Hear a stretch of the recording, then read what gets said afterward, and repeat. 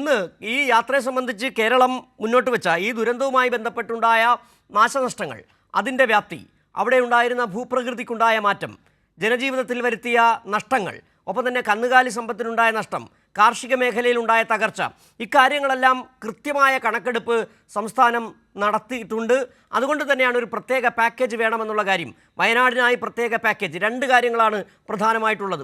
ഒന്ന്, ഇത് തീവ്ര ദേശീയ ദുരന്തമായി പ്രഖ്യാപിക്കുക. രണ്ട്, വയനാടിന് മാത്രമായി 2400 കോടി രൂപയുടെ ഒരു പ്രത്യേക പാക്കേജ് പ്രഖ്യാപിക്കുക. ഈ രണ്ട് കാര്യങ്ങൾ മാത്രമാണ് കേരളം ആവശ്യപ്പെടുന്നത്. ഈ ഒരു ദുരന്തമുഖത്ത് രാഷ്ട്രീയ പ്രസ്താവനകൾ, വിദ്വേഷങ്ങൾ അല്ല വേണ്ടതെങ്കിൽ പോലും വളരെ കൃത്യമായി കേന്ദ്ര സർക്കാരിൻ്റെ ഒരു ഇടപെടൽ ഉണ്ടാകേണ്ടിയിരുന്നു. വളരെ നേരത്തെ തന്നെ ഒരു സന്ദർശനം അല്ലെങ്കിൽ ഈ ഒരു പ്രഖ്യാപനം പ്രധാനമന്ത്രി നടത്തേണ്ടതായിരുന്നു എന്നുള്ള അഭിപ്രായം പല കോണുകളിൽ നിന്നും ഉയരുകയും ചെയ്യുന്നുണ്ട്. ഇവിടെ നിന്നും കൃത്യമായ ഒരു ധാരണ കൊടുക്കുവാൻ, ഇവിടെ നിന്നും കേരളത്തിൽ നിന്ന് ജയിച്ചു പോയ എം പിമാർക്ക് കൊടുക്കുവാൻ കഴിഞ്ഞിട്ടില്ല എന്നുള്ള ഒരു വിമർശനവും ഉയരുകയും ചെയ്യുന്നുണ്ട്. ഏതായാലും ഇന്നത്തെ പ്രധാനമന്ത്രിയുടെ സന്ദർശനം, ആ വിവിധ മേഖലകളിൽ സന്ദർശിക്കുകയാണ്. ദുരന്തമുണ്ടായ മുണ്ടക്കയിലും ചൂരൽമലയിലും അടക്കം അദ്ദേഹം സന്ദർശിക്കുമ്പോൾ അതിൻ്റെ തീവ്രത കൃത്യമായി ബോധ്യപ്പെടും. ഇന്ന് തന്നെ ഒരു പാക്കേജ് വയനാട്ടിൽ വെച്ച് തന്നെ അദ്ദേഹം പ്രഖ്യാപിക്കണം എന്ന ആവശ്യമാണ് കേരളം മുന്നോട്ട് വെക്കുകയും ചെയ്യുന്നത്. എന്താണ് അദ്ദേഹത്തിൻ്റെ സന്ദർശനവുമായി ബന്ധപ്പെട്ട് കൂട്ടിച്ചേർക്കാൻ കഴിയുന്ന മറ്റു കാര്യങ്ങൾ? എത്ര സമയത്ത്, എത്ര മണിക്ക് അദ്ദേഹം വയനാട്ടിൽ എത്തിച്ചേരും എന്ന് ഇപ്പോൾ പറയാൻ കഴിയും? സ്വാലിഹ്.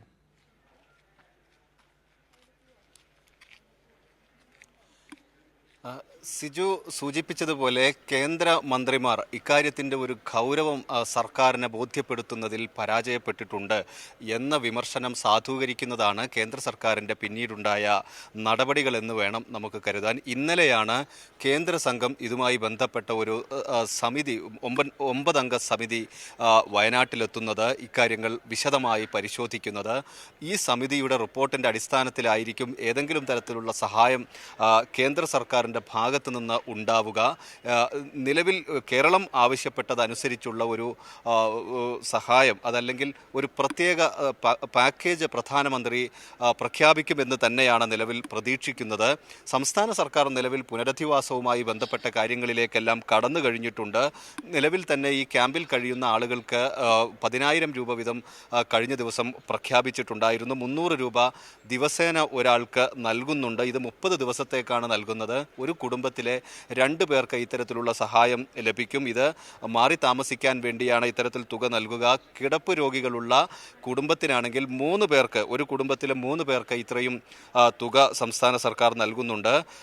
ഏതെങ്കിലും തരത്തിൽ സർക്കാരിന്റെ ഉടമസ്ഥതയിലോ അല്ലെങ്കിൽ പൊതു ഉടമസ്ഥതയിലോ കേരളം ചെയ്യാവുന്നത് ഒരു ചെറിയ സംസ്ഥാനത്തിന്, വിഭവപരിമിതമായ ഒരു സംസ്ഥാനത്തിന് ചെയ്യാൻ കഴിയുന്നത്, ദുരന്തമുഖത്ത് നിന്നുകൊണ്ട് ചെയ്യാൻ കഴിയുന്നത് അതിൻ്റെ പാരമ്യത്തിൽ ചെയ്തു കഴിഞ്ഞു.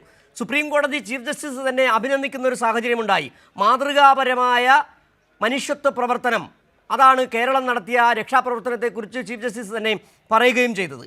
ആ അപകടമുണ്ടായ, ദുരന്തമുണ്ടായ 5-ാമത്തെ മിനിറ്റ് മുതൽ കേരളം നടത്തിയ ഇടപെടലുകൾ, കേരള സർക്കാർ നടത്തിയ ഇടപെടലുകൾ മലയാളി സമൂഹം ഒന്നടങ്കം വയനാടിനെ ചേർത്ത് നിർത്തിയത് കണ്ടതാണ്. കേരളം ചെയ്യേണ്ടതിൻ്റെ ഇരട്ടിയിലും അധികം ചെയ്തു കഴിഞ്ഞു. ഇനിയും ഈ വയനാടിനെ പടുത്തുയർത്താൻ, ടൗൺഷിപ്പ് അടക്കമുള്ള കാര്യങ്ങളിൽ കേരളം മുന്നോട്ട് വയ്ക്കുന്ന പുനരധിവാസത്തിൻ്റെ വിശാലമായ പദ്ധതികളിൽ കേന്ദ്രത്തിൻ്റെ സഹായം നിശ്ചയമായും ഉണ്ടാകണം. അത് ഒരു സംസ്ഥാനത്തിന് ചെയ്യാൻ കഴിയുന്ന പരിമിതിയുണ്ട്. ഇത്തരം വിഷയങ്ങളിൽ ഒരു ദേശീയ ദുരന്തമായി പ്രഖ്യാപിച്ചു കഴിഞ്ഞാൽ അതിൽ കേന്ദ്ര സർക്കാരിന് കൃത്യമായി ഇടപെടൽ നടത്താം. വളരെ കൃത്യമായ അളവിൽ ദുരിതാശ്വാസ സഹായങ്ങൾ നൽകുകയും ചെയ്യാം. അതാണ് കേരളം കാത്തിരിക്കുന്നത്. ഒരുപക്ഷെ മനുഷ്യസ്നേഹികളായ മലയാളികൾ കാത്തിരിക്കുന്ന, മലയാളി സമൂഹം അതാണ് കാത്തിരിക്കുകയും ചെയ്യുന്നത്. ആ പ്രഖ്യാപനം ഉണ്ടാകണം. അതിൻ്റെ തീവ്രത ബോധ്യപ്പെടുത്താൻ ആ എംപിമാർക്ക്, BJPയുടെ എംപിമാർക്ക്, ഒപ്പം തന്നെ കേന്ദ്രമന്ത്രിയായ സുരേഷ് ഗോപിക്ക് കഴിയുകയും ചെയ്യണമായിരുന്നു. ഈ ഒരു വിമർശനം അങ്ങനെ തന്നെ നിൽക്കുക തന്നെയാണ്. ഏതായാലും പ്രധാനമന്ത്രിയുടെ സന്ദർശനത്തെ വളരെ പോസിറ്റീവായി തന്നെയാണ് സംസ്ഥാന സർക്കാർ കാണുകയും ചെയ്യുന്നത്. ഇന്നിനിപ്പോൾ പ്രധാനമായും കേരളം മുന്നോട്ട് വയ്ക്കുന്ന മുഖ്യമന്ത്രിയും മന്ത്രിമാരും മന്ത്രിതല സമിതിയും ഇക്കാര്യങ്ങൾ കൃത്യമായി തന്നെ കളക്ടറേറ്റിൽ നടക്കുന്ന യോഗത്തിൽ അവതരിപ്പിക്കുകയും ചെയ്യും.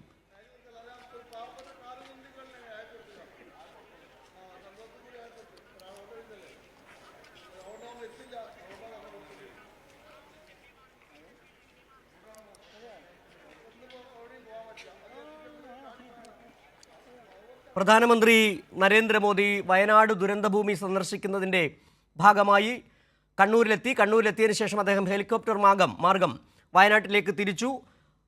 മുഖ്യമന്ത്രിയും ഗവർണറും കേന്ദ്ര സഹമന്ത്രി സുരേഷ് ഗോപിയും സംസ്ഥാന ചീഫ് സെക്രട്ടറിയും DGPയും 3 ഹെലികോപ്റ്ററുകളിലായി വയനാട്ടിലേക്ക് തിരിച്ചിട്ടുണ്ട് എന്നുള്ള വിവരങ്ങളാണ് നമുക്ക് ഇപ്പോൾ ലഭിക്കുന്നത്. സ്വാലിഹ് ചേരുകയാണ്. സ്വാലിഹ്, ഇന്നത്തെ കളക്ടറേറ്റിൽ നടക്കുന്ന യോഗത്തിൽ കൃത്യമായി ഇക്കാര്യങ്ങൾ ഒന്നുകൂടി മുഖ്യമന്ത്രിയും മന്ത്രിമാരും പ്രധാനമന്ത്രിയെ ധരിപ്പിക്കും.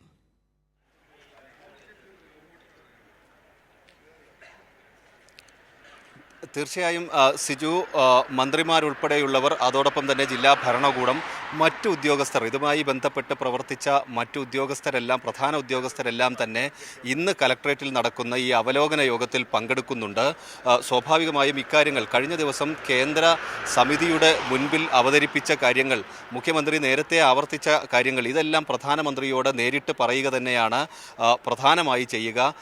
ഈ സ്ഥലങ്ങൾ ഇന്ന് പ്രധാനമന്ത്രി നേരിട്ട് സന്ദർശിക്കുന്നുണ്ട്. ഈ വ്യോമ നിരീക്ഷണം നടത്തിയതിനു ശേഷം ക്യാമ്പിലേക്കും അതോടൊപ്പം തന്നെ മേപ്പാടിയിലെ സ്വകാര്യ ആശുപത്രിയിലേക്കും പ്രധാനമന്ത്രി പോകുന്നുണ്ട്. ഇവിടെ 4 പേരെ നേരിട്ട് കാണുന്നുണ്ട്. ഒന്ന് ഈ ചെളിക്കുണ്ടിൽ വീണ സുനിൽ എന്നയാൾ, അതോടൊപ്പം നട്ടലിന് പരിക്കേറ്റ് ചികിത്സയിൽ കഴിയുന്ന അനിൽ, ഒഡീഷക്കാരിയായ സുഹൃതി എന്നിവരെ കാണുന്നുണ്ട്. അതോടൊപ്പം തന്നെ 3ാം ക്ലാസ്സിൽ പഠിക്കുന്ന 8 വയസ്സുകാരിയായ അവന്തികയെ പ്രധാനമന്ത്രി കാണുന്നുണ്ട്. അവന്തികയുടെ അച്ഛനും അമ്മയും സഹോദരിയും ഉൾപ്പെടെയുള്ളവർ ഈ ദുരന്തത്തിൽ നഷ്ടപ്പെട്ടു പോയവരാണ്. ഇവരെ എല്ലാം നേരിട്ട് കണ്ടതിന് ശേഷമാണ് പ്രധാനമന്ത്രി ഈ അവലോകന യോഗത്തിന് കലക്ട്രേറ്റിലേക്ക് വരുന്നത്. സ്വാഭാവികമായും ഈ കാര്യങ്ങൾ, ഈ പ്രത്യേക പാക്കേജ് അനുവദിക്കുക, അത് ദേശീയ ദുരന്തമായി പ്രഖ്യാപിച്ച് അതനുസരിച്ചുള്ള ഒരു പാക്കേജ് സംസ്ഥാനത്തിന് ലഭ്യമാക്കുക, വയനാടിന് ലഭ്യമാക്കുക, അതിതീവ്ര ദുരന്തമായി പ്രഖ്യാപിക്കുക, ഈ പാക്കേജുകൾ ഈ കേന്ദ്ര ദുരന്ത നിവാരണ സമിതിയിൽ നിന്ന്, ഫണ്ടിൽ നിന്ന് അങ്ങനെയെങ്കിൽ വയനാടിന് പണം നൽകാൻ സാധിക്കും. അത് നിലവിൽ ഈ പുനരധിവാസത്തിനെല്ലാം തന്നെ വലിയ സഹായകമാവും. ഇത്തരത്തിൽ ഈ നിലവിൽ ഇത്രയും പേരെ, ഏതാണ്ട് 10,000-ഓളം പേർ ഇപ്പോൾ ക്യാമ്പുകളിലുണ്ട്. പലരും വീടുകളിലേക്ക് തിരിച്ചു പോകാൻ സാധിക്കാത്തവരാണ്. ഇവർക്കെല്ലാം സ്ഥിരമായ ഒരു താമസ സംവിധാനമൊരുക്കുക, ഇതിനെല്ലാം ഇത്തരത്തിലുള്ള സഹായം ലഭിക്കേണ്ടത് അത്യാവശ്യമാണ്. അതനുസരിച്ചുള്ള ശ്രമങ്ങളാണ് സംസ്ഥാന സർക്കാരിൻ്റെ ഭാഗത്തു നിന്ന് ഉണ്ടായിക്കൊണ്ടിരിക്കുന്നത്. ഇന്നത്തെ അവലോകന യോഗത്തിൽ ഇത് പ്രധാനമന്ത്രിയെ ബോധ്യപ്പെടുത്താനായാൽ പ്രത്യേക പാക്കേജ് വയനാടിന് ലഭിക്കും എന്ന പ്രതീക്ഷ തന്നെയാണ് ഇപ്പോഴുമുള്ളത്. സിജു. ശരി, സ്വാലിഹും സന്തോഷുമാണ്, അനൂപുമാണ് വയനാട്ടിൽ നിന്നുള്ള വിവരങ്ങൾ നൽകിക്കൊണ്ടിരിക്കുന്നത്. പ്രധാനമന്ത്രി നരേന്ദ്രമോദി ഇന്ന് വയനാട്ടിലെ ദുരന്തഭൂമി സന്ദർശിക്കുകയാണ്. അതിൻ്റെ ഭാഗമായി അല്പം മുമ്പാണ് അദ്ദേഹം കണ്ണൂർ വിമാനത്താവളത്തിലെത്തി. അവിടെ നിന്നും ഹെലികോപ്റ്റർ മാർഗം വയനാട്ടിലേക്ക് തിരിച്ചിട്ടുണ്ട്. ഇന്ന് ദുരന്ത മേഖലകൾ സന്ദർശിക്കുന്നു, ദുരിതാശ്വാസ ക്യാമ്പുകൾ സന്ദർശിക്കും. അതിനുശേഷം കളക്ട്രേറ്റിൽ നടക്കുന്ന യോഗത്തിൽ മുഖ്യമന്ത്രിയും ഒപ്പം തന്നെ മറ്റു മന്ത്രിമാരുമായും കൂടിക്കാഴ്ച നടത്തുകയും ചെയ്യും.